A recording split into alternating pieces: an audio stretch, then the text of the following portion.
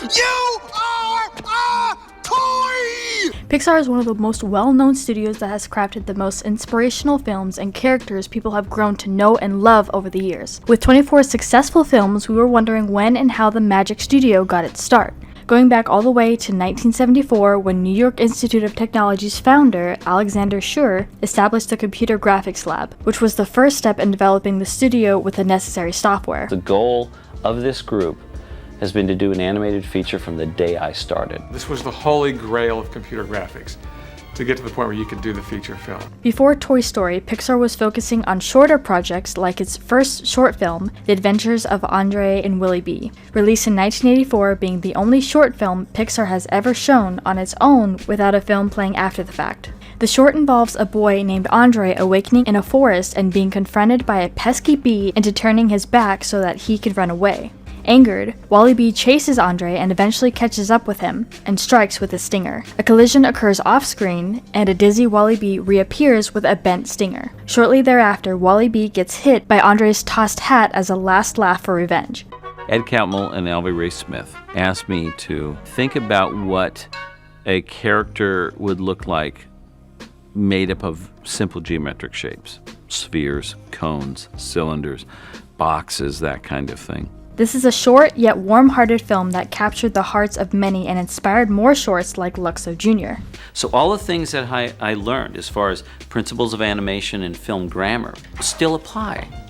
And so when we started working with it and making short films, the most important thing to every one of my films was story and the characters. That drove everything.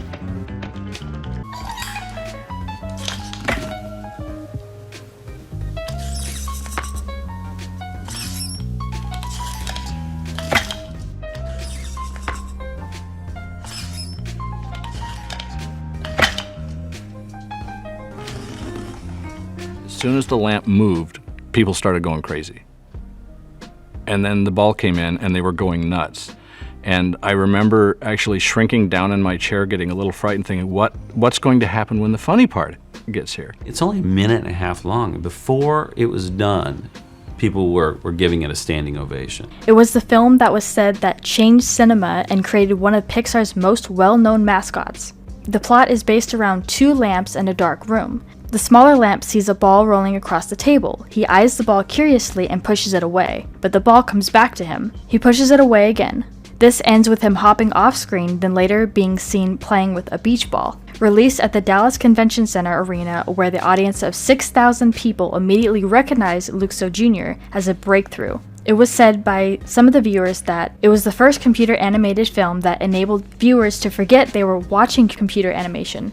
The film was only 2 minutes long, and from today's point of view, the animations would not seem spectacular. A black background, just one angle, and the protagonists are two lamps. However, sometimes it takes simple things to create something incredible. In the 80s, the technology used was groundbreaking, but what was even more groundbreaking was the way the technology created a story with emotions. I mean, think about it.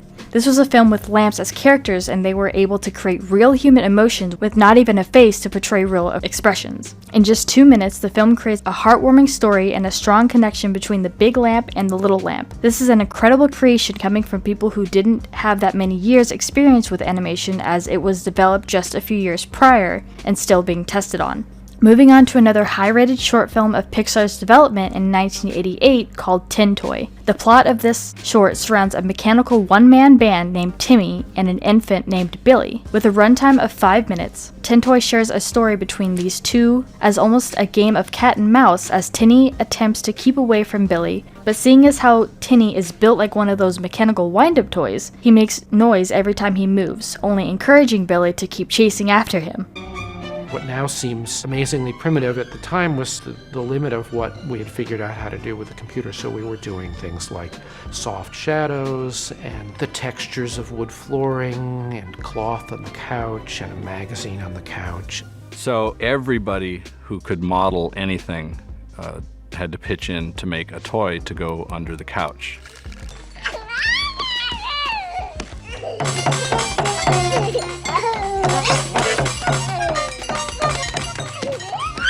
Now, during the development of this particular short film, Steve Jobs and John Lasseter and his animation team had different perspectives.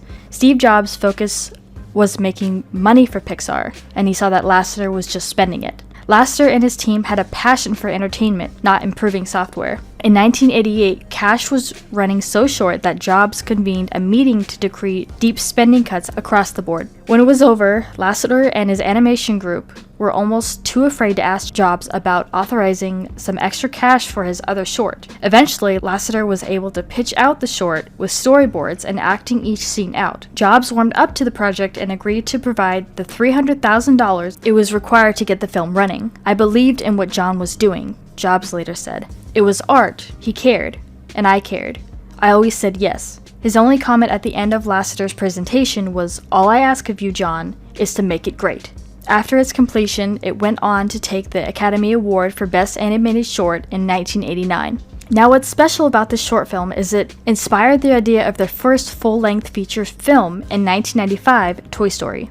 It was reportedly the first movie able to store characters, sets, and more on computers. This is one of the dramatic changes from hand-drawn animation, as it meant animators no longer had to redraw everything for each frame. Although there was plenty of skepticism at the time the audience would accept the change, Toy Story's success made its new look the style everyone wanted to chase. Originally, the plot for Toy Story was based around Tinny and Woody, who in the beginning was written as a ventriloquist dummy. Hi, pal, what you doing? I'm Tempest from Mars! Yeah, what's his butt? Say, you weren't thinking of flying, were you?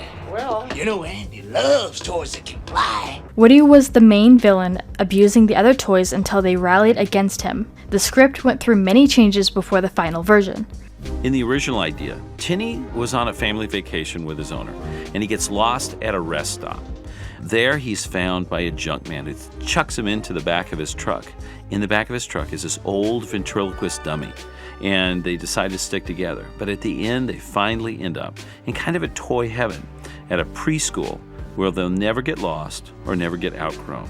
John Lasseter, the creator of Tentoy, decided Tinny was too antiqued, as he put it, and the character was first changed to a military action figure and then given a space theme. He was inspired by a Casper the Friendly ghost doll that he had when he was a child. Woody, the older toy, was based on him. This is my Casper from when I was a little boy. This is probably 37 years old.